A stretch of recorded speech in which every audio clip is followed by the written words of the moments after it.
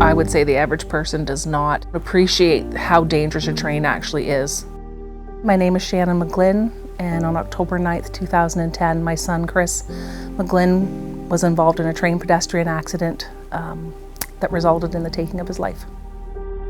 He was 6'5", and he just had the most beautiful smile, and every time I saw him, he wanted to measure our height against one another, just like I would have shrunk or he would have grown, and we always measured, and I just remember that he fit right into the curve of my back. He just fit there perfectly. I had just come home from work and there was a message on my answering machine to call down to Cambridge to Chris's dad's house. And I called him and he told me there'd been an accident, and I thought that he was okay. I said, "Oh, but he's okay, right?" And then he just said 4 words, "Nope, Chris is dead." And with that, it just rocked my world and changed it forever. What I know is that Chris had been out at the bar with friends. He had gone out, like lots of guys his age at 22, heading out to the bar, but he had actually left his car at home so he wouldn't be drinking and driving. And he and his buddy walked, and on their way home, they stopped at a friend's house, and Chris grabbed his friend's bike and headed off down the hill and said, "I'll see you in the morning."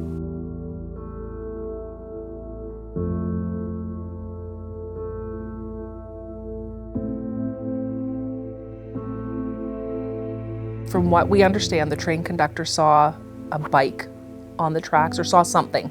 And as they got a little closer, then they saw Chris or saw a person.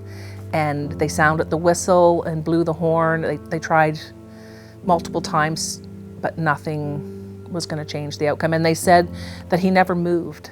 He never even flinched. So at that point, the police and the coroner and ourselves, we are going by the thought that he was knocked unconscious and never had a chance to get up and move.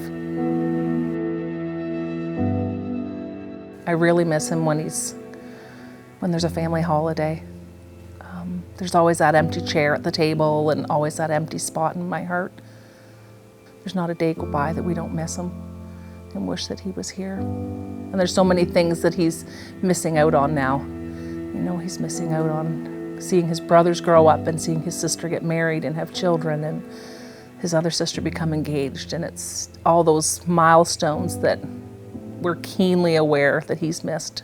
And so it's bittersweet for us. And God wants me to make sure you know about heaven. It's a wonderful place. When Grayson was born, that was definitely hard that he wasn't there to experience that, because I remember our younger brothers are so much younger than us, and Chris always liked to, play dinky cars with them or just be rowdy and be a boy.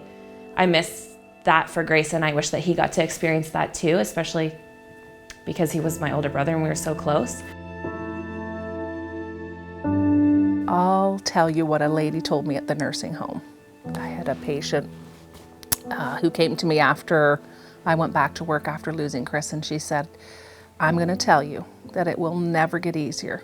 You'll just learn to tolerate it in a little better way." And that is exactly what it's become. We just tolerate it every day.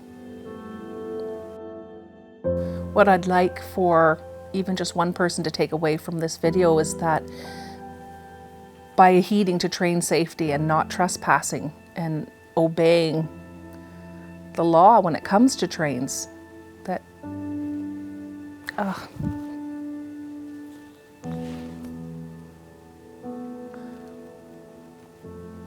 if you can get the message out to just one person, then that's one person that you've saved. And they won't have to go through what our family's gone through.